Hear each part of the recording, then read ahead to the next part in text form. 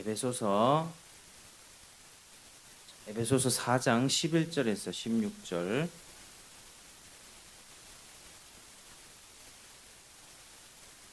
에베소서 4장 11절에서 16절 우리도 같이 한번 읽겠습니다. 시작.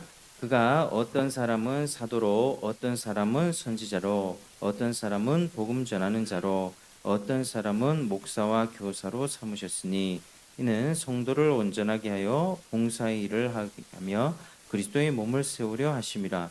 우리가 다 하나님의 아들을 믿는 것과 아는 일에 하나가 되어 온전한 사람을 이루어 그리스도의 장성한 분량이 충만한 데까지 이르리니 이는 우리가 이제부터 어린아이가 되지 아니하여 사람의 속임수와 간사한 유혹에 빠져 온갖 교훈의 풍조에 밀려 요동하지 않게 하려 함이라. 오직 사랑 안에서 참된 것을 하여 범사에 그에게까지 자랄지라. 그는 머리니 곧 그리스도라. 그에게서 온 몸이 각 마디를 통하여 도움을 받음으로 연결되고 결합되어 각 지체의 분량대로 역사하여 그 몸을 자라게 하며 사랑 안에서 스스로 세우느니라. 아멘. 자, 오늘 또 주제는 이제 그리스도의 몸을 세워감이라고 하는 내용으로 우리가 살펴보겠습니다. 자, 오늘 본문은 주님이 교회 안에 사도, 선지자, 복음 전하는 자, 목사, 교사 등 이 다 직책이 말씀 전하고 가르치는 직책입니다. 그래서 말씀과 관련된 직책과 은사를 주신 목적 두 가지를 이렇게 말하고 있는데요. 첫 번째는 이제 성도를 온전하게 해서 봉사의 일을 하게 하는 것, 이게 현재적인 목적이고, 둘째는 이제 그리스도의 몸을 세우는 것, 궁극적인 목적입니다. 지난 주에는 우리 첫 번째 현재 당면한 목적, 성도들을 고치고 수선하고 무장시켜서 봉사의 일을 하게 하는 것에 관해서 살펴봤고요. 오늘은 이제 궁극적인 목적, 그리스도의 몸을 세워가는 것에 관한 내용을 한번 살펴보겠습니다. 자, 오늘 본문은 이 목적을 세 가지 구체적인 내용으로 나눠서 설명하고 있습니다. 자, 첫 번째는요, 한번 따라하시겠습니다. 성도들이 다 하나님의 아들을 믿는 것과 아는 것에 하나가 되는 것. 시작. 하나님의 아들을 믿는 것과 아는 것에 하나가 되는 것. 첫 번째는 하나님의 아들을 믿는 것과 아는 일에 하나가 되는 것. 여기 13절에 나와 있습니다. 자, 그 다음에 두 번째는 따라하시겠습니다. 온전한 사람을 이루는 것. 온전한 사람을 이루는 것. 세 번째는 그리스도의 장성한 분량이 충만한 데까지 이르는 것이자 그리스도의 장성한 분량이 충만한 데까지 이르는 것. 자, 이 세 가지 이 목적이 이 세 가지 구체적인 내용으로 이렇게 설명이 될 수 있는데요. 자, 우리는 우리 궁극적인 목적인 이 교회의 머리이신 그리스도에게까지 자라야만 합니다. 이제 우리의 그러니까 성장, 양육과 성장은 이 끝도 없는 것이죠. 주님 만날 때까지 그리스도에게까지 장성한 분량으로 자라가는 것이 우리의 궁극적인 목적이 되어야 된다는 것입니다. 자, 이것은 단지 그리스도인 개개인의 목표가 아니라 온 교회의 공동체적인 목표입니다. 각 지교회뿐만 아니라 전 세계적인 모든 그리스도의 지체, 그 교회들의 공동체적인 목적이다. 그래서 우리가 구해야 할 궁극적인 목적은 온 세상을 완전히 복음화시키고 또 어떤 나라를 성시화하는 것, 그것이 아닙니다. 우리는 이제 예전에도 뭐 대통령이 서울시를 성시화시키겠다 이래가지고 뭐 논란이 되었었는데요. 우리의 목적은 그것이 성시화가 아닙니다. 우리는 또 궁극적인 이 목표는 이 전파된 복음을 먼저 듣고 결국에는 예수를 믿어서 하나님의 자녀가 된 자들로 이루어진 교회가 하나님의 아들을 믿는 것과 아는 일에 하나가 되고 나아가서 온전한 사람을 이루게 되고 그리스도의 장성한 분량에 충만한 데까지 이르는 것이 그것이 바로 궁극적인 목표가 되는 것입니다. 다음 주에는 이제 복음 전파에 관해서 살펴볼 텐데 땅끝까지 복음을 전파하라 이 주님의 지상 명령조차도 교회의 궁극적인 목표가 아닙니다. 이제 우리가 복음을 듣고 구원받아서 하나님 자녀 됐으면 하나님을 알고 은혜를 믿고 아는 일에 하나가 되고 온전한 사람이 되고 이제 그리스도의 그 분량에 충만하는 데까지 이르는 것이 이것이 우리가 궁극적인 목적이며 교회에 뭐 여러 가지 말씀을 전하는 직책을 주신 이유도 바로 이 목표를 달성하기 위해서 이렇게 허락하신 것입니다. 그런데 이 목표에 이르기 위해서는 과정이 필요합니다. 과정이 바로 14절에서 16절인데요. 자, 14절에서 16절까지 다시 한번 읽어보겠습니다. 시작. 이는 우리가 이제부터 어린아이가 되지 아니하여 사람의 속임수와 간사한 유혹에 빠져 온갖 교훈 풍조에 밀려 요동하지 않게 하려 함이라. 오직 사랑 안에서 참된 것을 하여 범사에 그에게까지 자랄지니 그는 머리니 곧 그리스도라. 그에게서 온몸이 각 마디를 통하여 도움을 받음으로 연결되고 결합되어 각 지체의 분량대로 역사하여 그 몸을 자라게 하며 사랑 안에서 스스로 세우느니라. 아멘. 우리는 이러한 궁극적인 목표를 늘 생각해야만 합니다. 왜냐하면 우리가 살아갈 때 우리의 부패한 본성이 늘 이것을 잊어버리게끔 하기 때문입니다. 그래서 우리는 늘 살아가면서 내가 먹고 살 일들, 또 세상의 어떤 가치관들, 또 인본주의적이고 세속적인 세상 문화나 트렌드를 따라갈 그런 경향들이 생겨납니다. 우리가 부패하기 때문이죠. 그래서 이 부패한 본성이 목표로부터 떨어지게 만들기 때문에 늘 나의 신앙생활의 목표는 무엇인가? 그리스도의 장성한 분량까지 자라는 것이다라고 하는 것을 늘 마음의 염두에 두어야만 합니다. 그저 몸만 예배당만 왔다 갔다 하면서 또 자기 생활이 전부인 것처럼 사는 것은 비정상적인 모습이다라고 하는 사실입니다. 성경이 말하는 우리의 궁극적인 목적, 우리가 왜 구원받았는가? 바로 우리를 구속하여 그리스도의 몸의 지체로 구별하신 것은 놀랍고 영광스러운 목표로 이끄시기 위함인 것입니다. 그래서 신자들의 마음이 곧 교회의 관심을 이 세상 것들에 빼앗겨버리고 그에 좌우되는 그 현실은 참으로 슬픈 것이라고 볼 수 있습니다. 또 하나 요즘 시대는 어쩔 수 없이 참 우리가 이런 말들 하면 요즘 시대는 어쩔 수 없이 참 우리가 참 죄악이 편만하고 또 많은 기준들의 거룩의 기준들이 낮아져 버리고 하는 이 시대 속에서 쉽게 타협해 버리고 전진하려 하지 않고 어떤 문제가 있으면 기도로 돌파하려 하지 않고 그저 어쩔 수 없다 현실이 그러니까 요즘이 다 그렇다라고 사는 모습, 또 사모함을 잃어버린 채 말라가는 모습은 참 자연스러운 게 아니다라고 하는 사실입니다. 좀 신자로서 우리는 참 슬픈 일이죠. 전반적으로 이 사회 분위기 자체가 교회도 그렇고요. 이게 가라앉아 있는데 우리가 주님의 은총을 구하고 다시 한번 일어나야 되겠습니다. 신자들이 병들었다는 증거가 그런 기준들이 하향 평준화된 곳에서 나타나는 것이죠. 주님께서 우리를 불쌍히 여겨주셔서 우리를 좀 치유해 주시고 또 새롭게 회복시켜 주시는 은혜가 지금 여기 모인 우리 모든 성도님들과 우리 한국교회 전체에 좀 풍성하게 부어지기를 그렇게 소망합니다. 그걸 위해서도 우리가 함께 기도하기를 원합니다.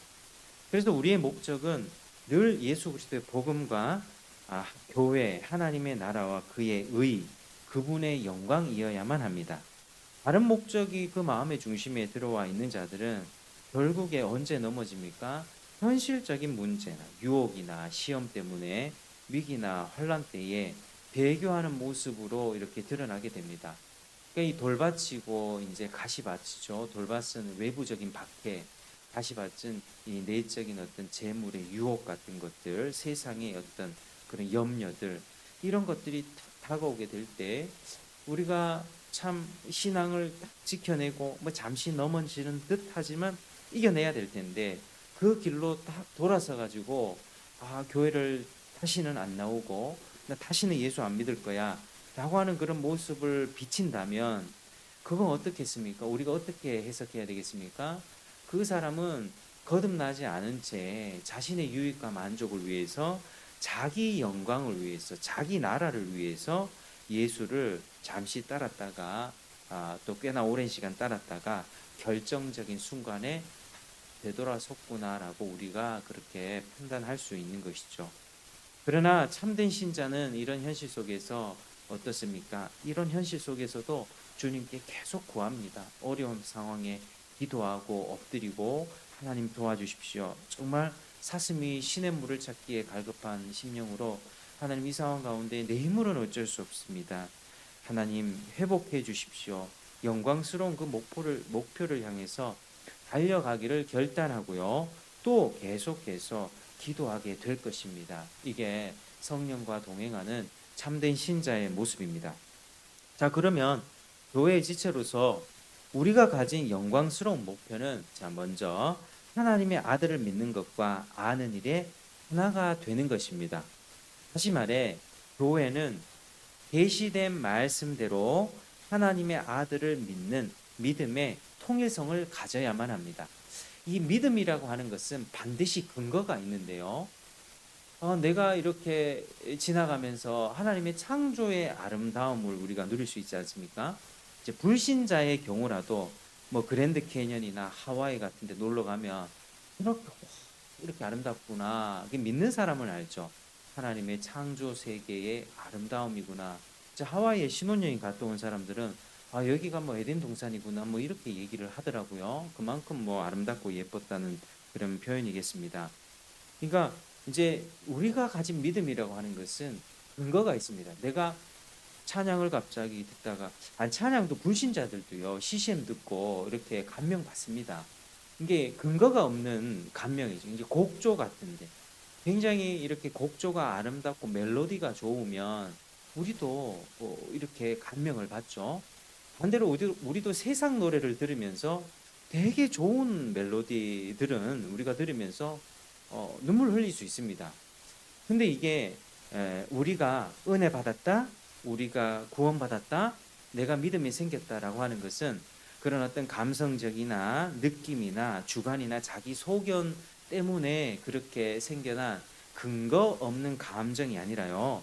반드시 우리의 믿음은 근거가 있습니다. 그것은 바로 예수 그리스도의 복음의 계시이죠.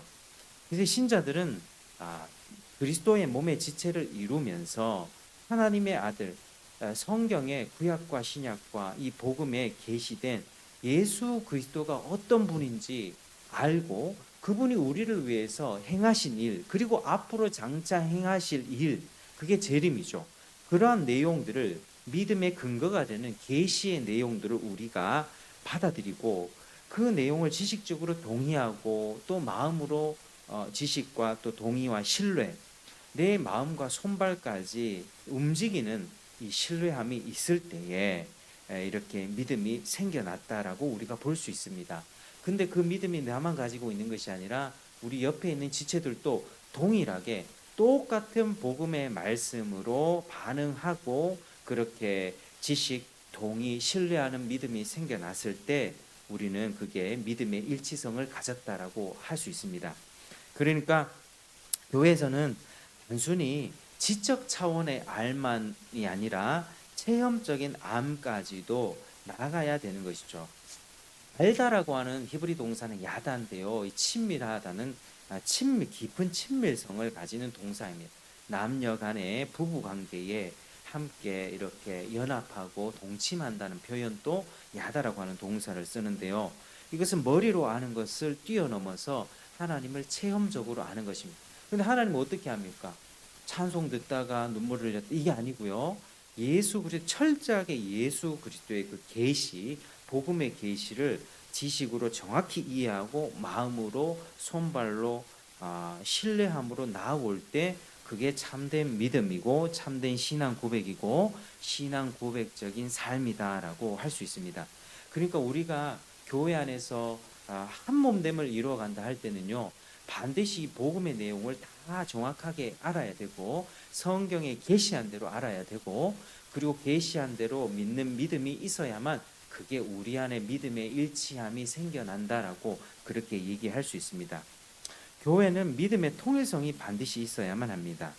모든 지체와 더불어서 그러니까 교회 오는 사람 그저 교회 온다 고맙다 헌금 많이 바친다 아유 저 사람 고맙다 이렇게 생각해야 될 것이 아니라 그 사람이 정말 복음의 내용을 아는지 거듭났는지 그리고 이 그리스도의 몸의 지체로 정확하게 접붙임되었는가를 우리가 늘 확인하고 점검하면서 믿음의 통일성을 확인해 나가야 되는 것이 바로 가장 우선적인 목표입니다. 그래서 모든 지체와 더불어서 복음으로 거듭나고 내면에 새 생명의 원리가 주입되고 영적인 경험을 함께 공유하며 살기를 추구해야만 합니다. 그러니까 우리가 믿음이 통하는 사람끼리는 어떻습니까? 영적인 이야기를 나누고 하나님과 함께 동행하면서 기도 제목을 나누면 서로 기도하고 피차 힘을 얻게 됩니다. 근데 이쪽에서는 믿음의 이야기를 하는데 이쪽에서는 믿음의 이야기가 전혀 들리지 않고요.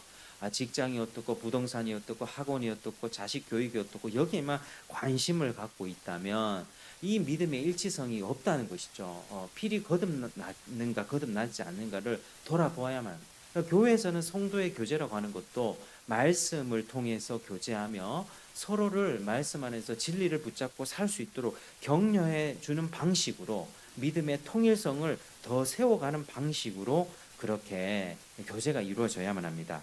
그러니까 우리의 죄악된 본성이 무너지고 또 진리를 따라 살아가는 삶은 시공을 초월합니다. 제가 청교도들의 글들을 읽으면서 참 은혜를 많이 받는데 참 400년 전에 살았던 그 사람들 영국 사람이고 우리와 사고 방식도 다르잖아요. 그런데 그 사람들이 썼던 그들의 간증과 그들의 설교와 글들을 읽어보면 지금 400년 후에 살아가는 제 심장을 찌르거든요.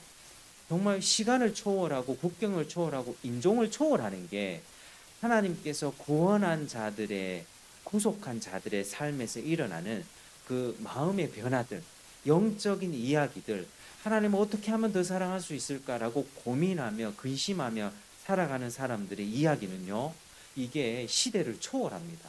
그게 400년이든 500년이든 2000년이든 그러니까 사도 시대 때 있었던 사람들이든 그 뒤의 시대를 속사도로 하거든요. 우리 영화를 보면 속편이라고 하듯이 속사도, 그 다음에 교부 시대들, 여러 많은 시대들 가운데 그런 간증들과 순교자들의 이야기, 믿음의 글들을 읽으면 지금 또 우리에게 도전을 주는 것이 믿음의 일치성 때문에 그렇습니다.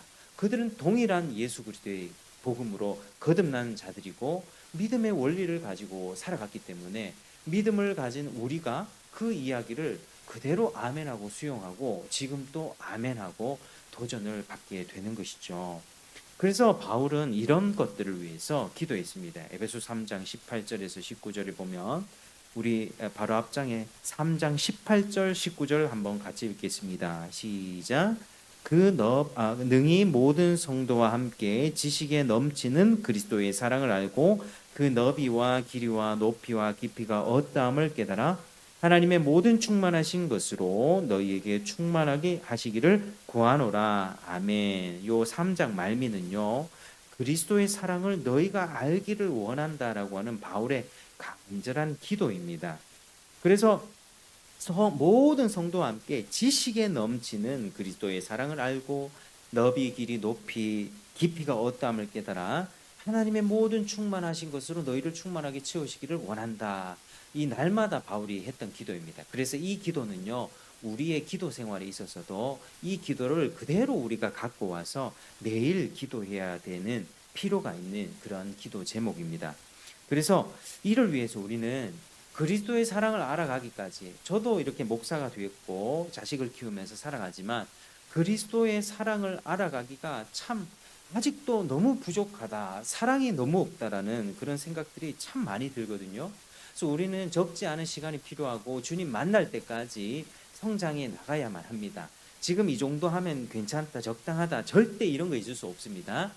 참된 믿음을 가졌고 거듭난 사람들은 늘 자신을 부족하게 여겼고 주여 나는 궁핍하고 나는 부족하오니 주께서 내게 은혜를 베푸소서라고 하는 믿음의 고백들을 늘 함께 올려드렸던 것입니다. 그래서 이 궁극적인 목적, 교회의 머리신 그리스도를 알고 믿고 인격적으로 더 풍성하게 알아가면서 그 알면서 자라가는 것을 자신의 목표로 삼는 것이 올바른 신앙생활입니다. 그래서 교회 모임들을 항상 이 복음 중심적으로 복음의 관점으로 성도의 교제도 이루어져 가야 되는 것이고요. 피차 격려하면서 나도 안 예수 그리스도 너에게도 더 알려주고 싶고 더 서로 끌어주고 땡겨주고 상향으로 이렇게 향상될 수 있도록 가는 것이 공동체의 신앙생활이다라고 하는 것이죠. 그래서 이것이 특권이고 영광입니다. 우리가 세상 밖에서 어느 누가 이것을 알고 이걸 누립니까? 어느 누가 자기 죄인됨을 알고 죄에서 구원받아서 구속받아서 교회의 지체가 됐고 장차 이루어질 하나님 나라를 소망하면서 믿음으로 분투하고 이겨냅시다. 기도합시다. 지금 이런 시대에 다 남 탓하지 않습니까? 남 탓, 세상 탓하면서 국가 탓하고 뭐 정치인 잘못 뽑아니 잘 뽑아야 되는 것, 대선이 중요하니 하지만 우리는 그런 것들은 결국에는 다 쇠할 것이고 다 무너질 것이고 영원한 하나님의 나라가 우리에게 있다는 사실을 가지고 우리가 위로받고 사는 곳이 바로 이 교회 공동체입니다. 그래서 교회 공동체 안에서 우리가 먹을 것 때문에 다투고 행사를 어떻게 할 것이니 때문에 다투고 이런 것이 아니라 정말 교회 안에서 이런 믿음의 진지함들, 믿음의 일치성, 하나님을 깊이 더 깊이 아는 그런 은혜들이 우리에게 모두 부어지기를 주의 이름으로 축복합니다. 이런 것들을 우리가 더 많이 추구해야 되는 것이죠. 자, 그러면 자연스럽게 이 모표의 두 번째 내용은 이제 온전한 사랑을 이루는 것입니다. 그리고 온전한 교회, 온전한 신자의 모습이란 또 자연스럽게 세 번째 내용으로 연결이 되는데 그것은 그리스도의 장성한 분량이 충만한 데까지 이르는 것이다 라고 하는 것입니다. 온전한 사람은 그리스도의 장성한 분량이 충만한 데까지 이르는 것. 그러니까 예수님 닮아가는 것이죠. 우리 믿음의 선배들을 보면 뭐 손양원 목사님 사랑의 원자탄, 자기 아들을 죽였던 그 공산당 청년을 양자로 삼았던 그런 사랑을 보여주지 않았습니까? 진짜 우리의 믿음, 참된 믿음이 있었던 선배들은 예수님을 빼닮은 그런 모습들이 있었습니다. 그러니까 우리가 이 세상을 살아가면서 완전해질 수는 없습니다. 완전 성화는 없습니다. 그러나 주님을 더욱더 닮아가서 때로는 우리의 모습 가운데 주님을 닮은 그런 열매들, 성령의 열매들을 맺게 되는 것이고 때로는 넘어지고 실수할 때도 있지만 성령이 충만하게 역사하셔서 내 삶 가운데 은혜를 주시면 우리의 인격과 성품이 지금은 너무 부족하지만 지금은 내 성품이 왜 이래 나는 왜 이래 부족해 하지만 그러나 주님 나라 갈 때쯤 되면 우리는 그렇게 성품이 변해 있을 것이라는 사실을 우리가 반드시 알아야만 합니다. 그래서 우리의 현재의 부족함에 너무 집중하지 마시고 부족함을 딱 봤을 때는 회개하고 돌아서고 하나님 정직하게 고백하시면 됩니다. 하나님 나 오늘 이것 때문에 넘어졌고 나 원래 이런 인간입니다. 하나님 용서해 주십시오. 나를 더 온전하게 하나님 세워가 주십시오라고 기도하면 되는 것이죠. 그래서 교회와 교회에 속한 각 지체들이 교회의 머리신 그리스도 안에 있는 충만함을 나누어 가지면서 성장을 함께 이루어 가는 것입니다. 그래서 이것이 온전한 사람의 그런 구체적인 의미입니다. 머리이신 그리스도는 우리에게 생명을 공급해 주십니다. 우리는 우리 스스로가 성경을 읽고 은혜 받고 또 예배 와서 그렇게 살아가는 것처럼 보이지만 철저하게 모든 선한 것, 모든 은혜는요 위로부터 주어집니다.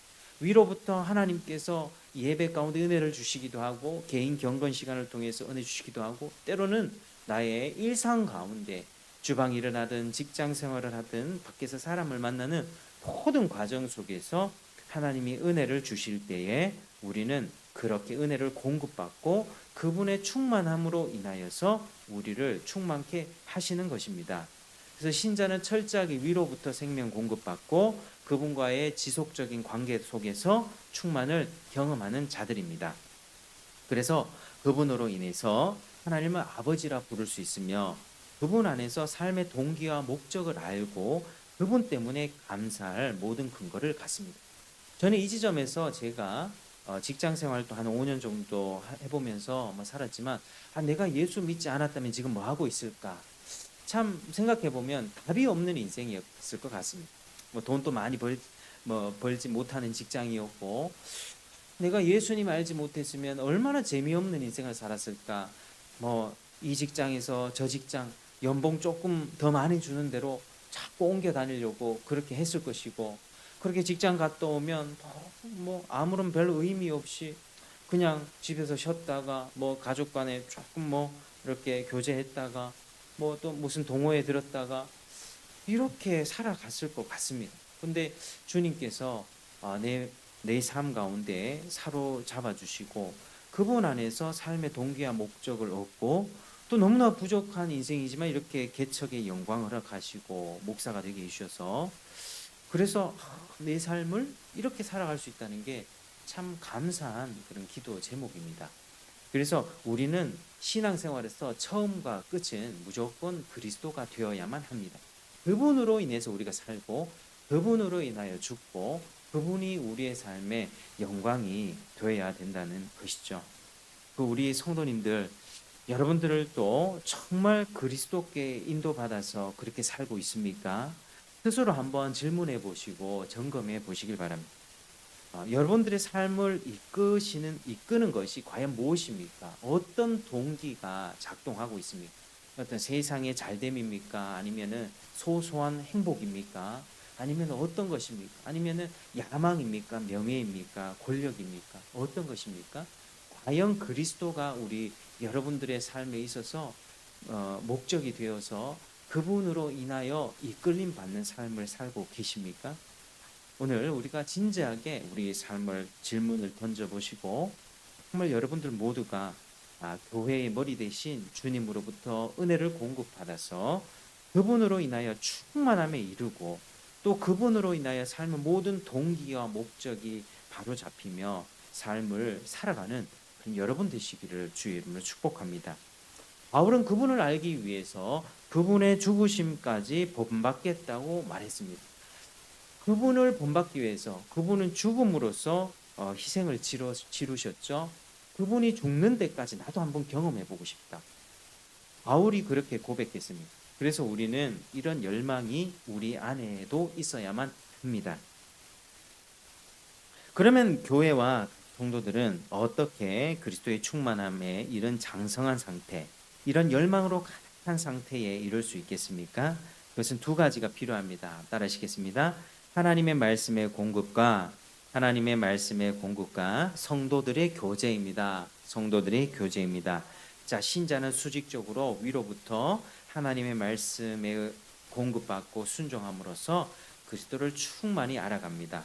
또 수평적으로는 그런 삶을 성도들과 함께 이루어 갑니다.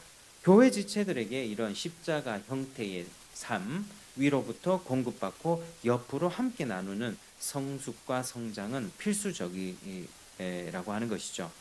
그래서 우리는 교회에서 주변인으로 절대 밀려나면 안 되고 신앙생활에 적극 힘써야만 합니다. 우리는 이 땅에 사는 동안 이 일에 충실해야만 합니다. 지금 우리가 허락된 시간이 얼마 정도 있겠습니까? 앞으로 제가 40년 정도 더 살 수 있겠습니까? 여러분들은 얼마나 더 살 수 있을 것 같습니까? 지금 허락된 시간 동안 우리 시간이 그게 20년이든 30년이든 40년이든 허락된 시간 동안에 내 주관, 내 자존심, 내 성질, 내 방식을 고집하기보다 그것을 꺾어내고 진리를 따라서 봉사의 일을 하며 살아간다면 결국 그리스도의 몸을 세워가는 자들이 될 것입니다. 그런데 이처럼 적극적인 노력이 우리가 필요한데요. 이 부분 외에도 우리가 생각해야 할 점이 또 하나 있습니다. 에베소서 4장 14절인데요. 뭐가 되지 말라고 합니까? 어린아이가 되지 말라고 합니다. 어린아이. 그리스도인은 처음부터 어린아이로 출발합니다. 그러나 그 상태에 계속 머물러 있어서는 안 되는 것이죠. 거듭난 자는 영적인 갓난 아기와도 같습니다. 그때부터 시작하게 됩니다. 그런데 반드시 성장해 가야만 합니다.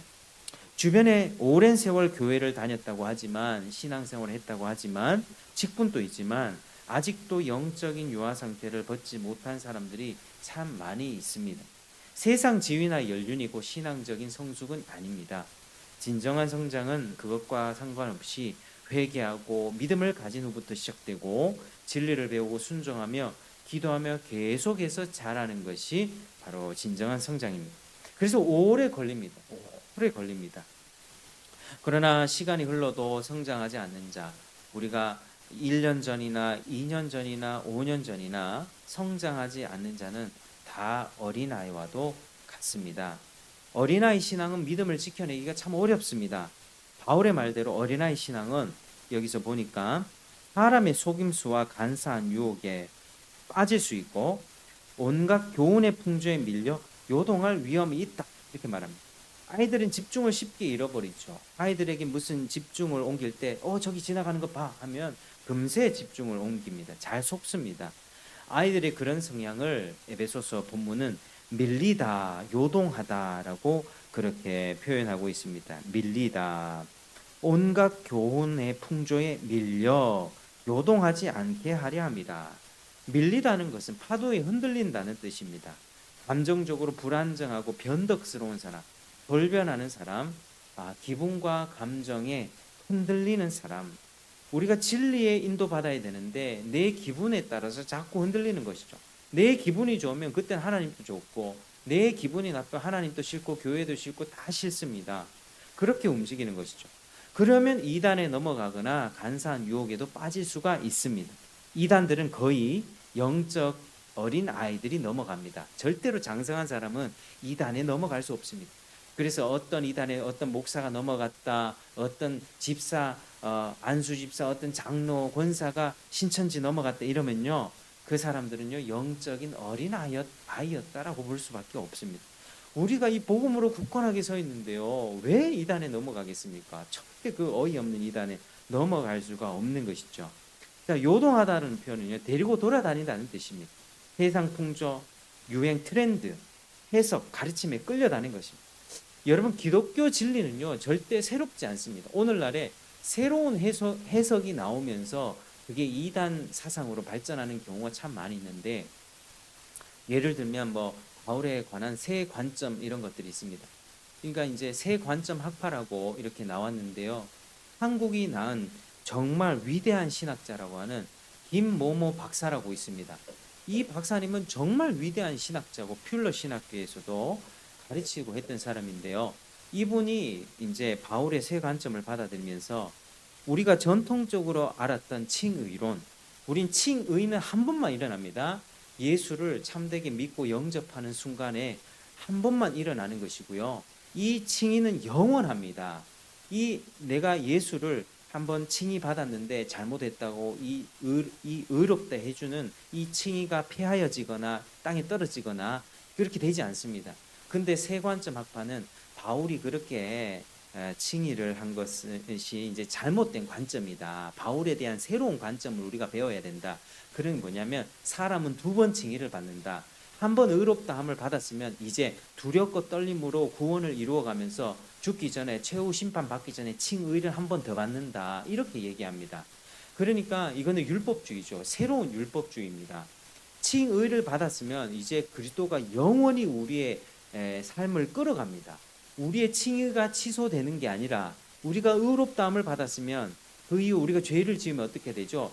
두드려 맞는 거죠. 회초리 맞는 거지. 하나님의 자녀 너 취소 이렇게 되지 않습니다. 그러나 그 사람들은 우리가 두렵고 떨림으로 구원을 이루어내지 못하면 죄 짓고 그렇게 다니다 보면 나중에 주님 앞에 섰을 때 너 의롭다 한 거 취소 이렇게 된다고 가르치는 게 바울의 새 관점이죠.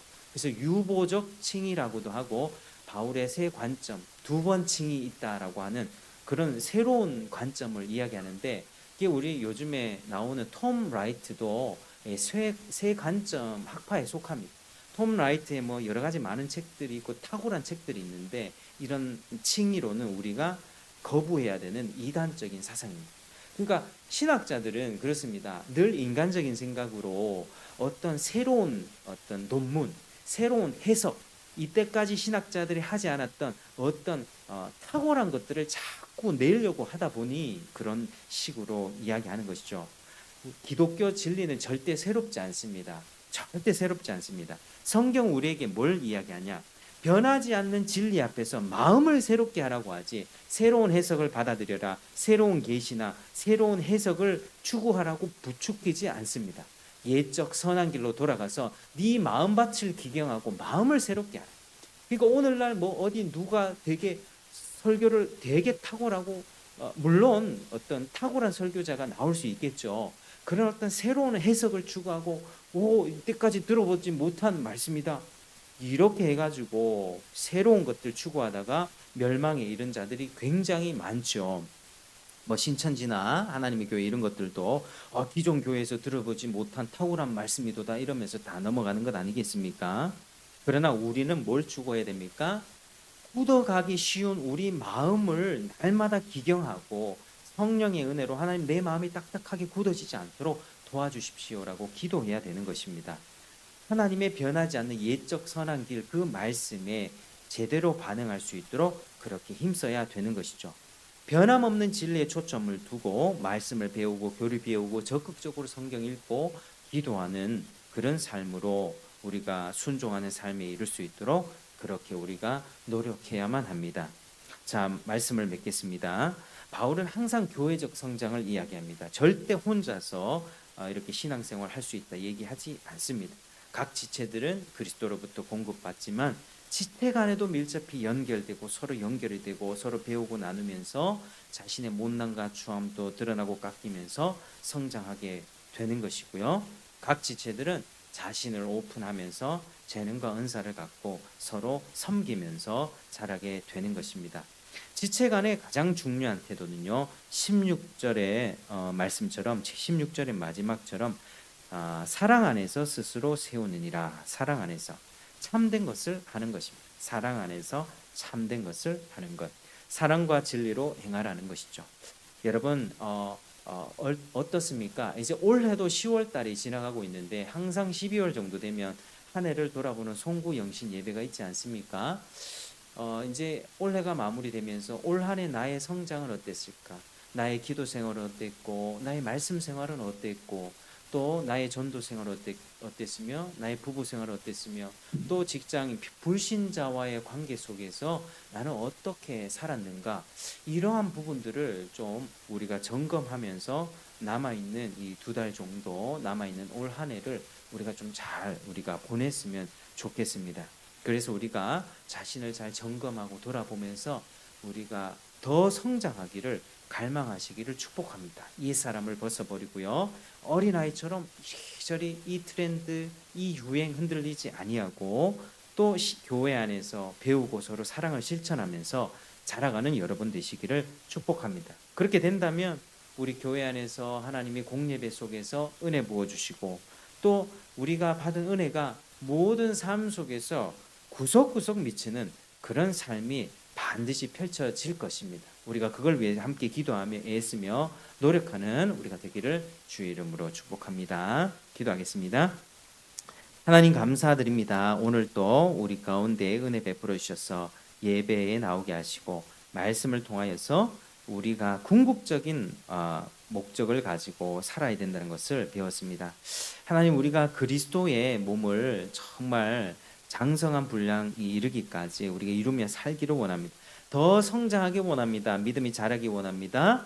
원수도 사랑하는 지경에 이르기 원하고 오래 참고 인내하면서 주님을 더 높여드리는 우리가 되기를 원합니다. 삶의 모든 영역, 모든 성품에 있어서 성장하길 원합니다. 하나님 이런 복을 우리에게 내려주시고 우리 자신을 되돌아보면서 남아있는 올 한 해를 잘 또 마무리할 수 있도록 하나님께서 은혜 베풀어 주옵소서. 예수님 이름으로 기도드립니다.